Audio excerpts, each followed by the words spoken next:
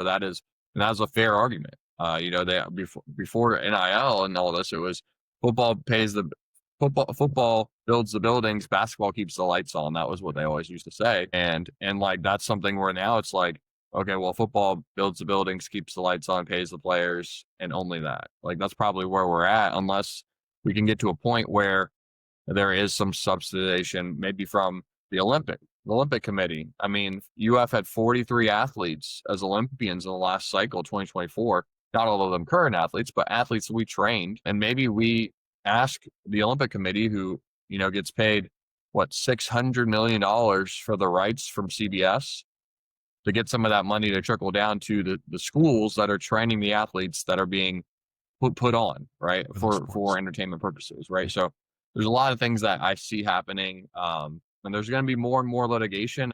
And I think we're at a spot right now where it's not like a great reckoning, but it's just for lack of a better word, realignment, right? Like of what the priorities are. We are a nonprofit, but we've never but we need to be a business, right? And at the end of the year, before NIL, like, you want to stay nonprofit, so you got to build a new building or give someone a raise. But now financially, like, it's about revenue, creating new opportunities to make money, and recruiting. Like, does what you're doing now move the needle in recruiting?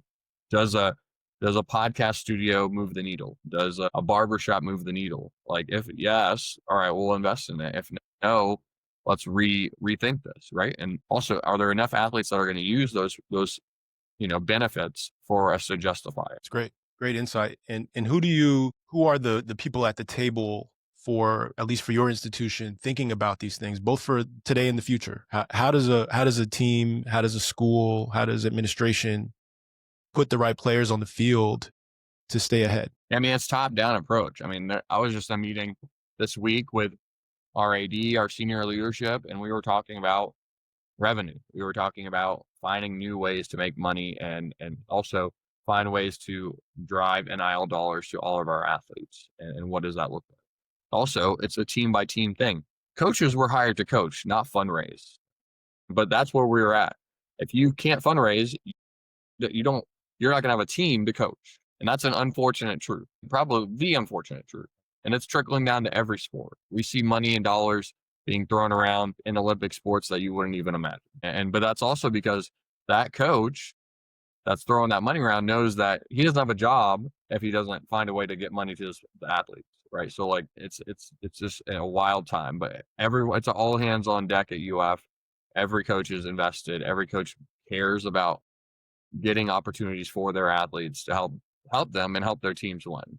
And when it comes to making decisions on who to put on the field and whatever, like, that's up to the coach. It's not like a booster saying we need to play this guy because I'm paying X, Y, Z. Like, right. At the end of the day, the coach is trying to win with the best players.